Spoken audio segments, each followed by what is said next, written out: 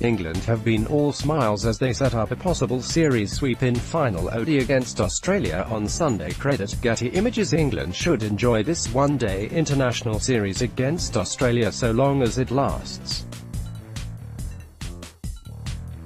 After the fifth and final game at Old Trafford, the three-match series against India is bound to be far less of a free-hitting ball game and far more akin to the knockout stages of next year's World Cup.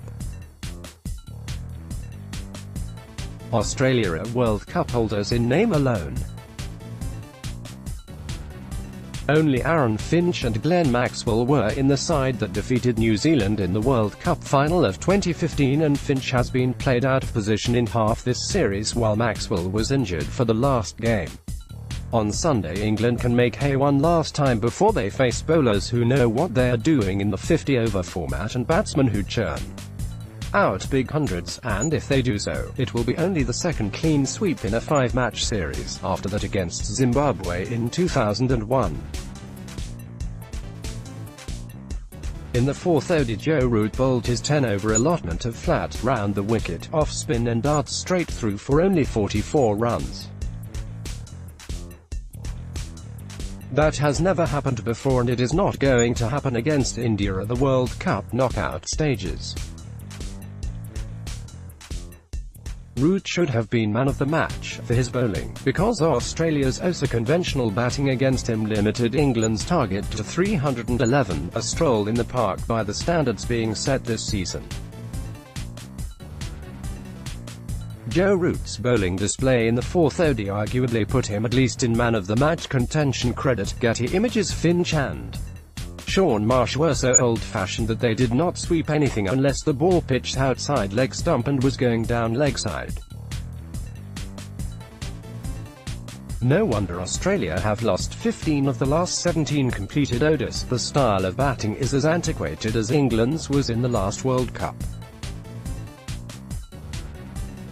The tourists walk out to bat with a top hat and a tie tied round the waists for a belt, and no gloves, like 19th century players, but they will be back.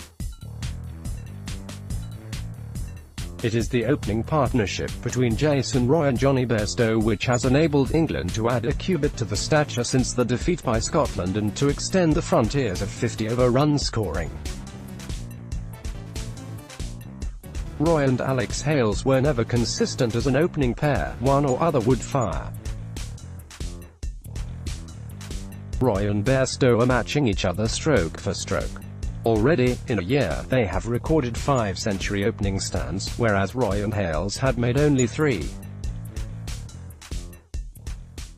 Roy's surge dates from the first ODI of this series after he had played across the line to his second ball at the Oval from Billy Stanley, that jagged back. Bringing his hands in tighter, playing straighter, waiting for the ball to come, Roy has since scored 120 with an opening stand of 63 in Cardiff, 82 in a stand of 159 at Trent Bridge, and 101 in a stand of 174 at Chester Street. These partnerships have all come at faster than a runner ball, almost a shotter ball, and shredded whatever plans the Australians may have had, allowing England's strikers, Hales, Owen Morgan and Jos Buttler, to demolish the leftovers. Almost as encouraging in the fourth ODI was the reverse swing which Mark Wood and David Willey discovered in the final overs, so that the foundation conventionally laid by Finch and Marsh was never built on.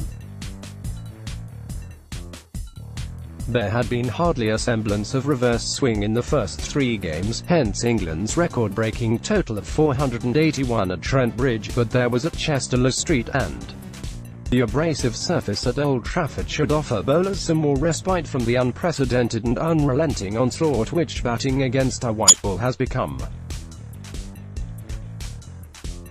England cricketers make light of football team leak. England's all-conquering one-day cricket team have seen the funny side of the football counterparts brush with the media. The publication of a proposed team lineup caused Gareth Southgate to ask whether or not the English media were in full support of his side at the World Cup. Heated debate has ensued on social media between broadcasters, journalists and ex-players about the role the press has to play.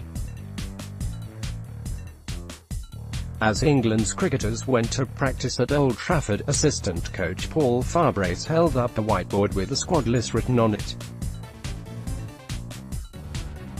It was captioned with, "Just for the press, our starting team is within this group." Sadly for the opponents Australia, knowing England's side in advance has made little difference so far on this tour. PE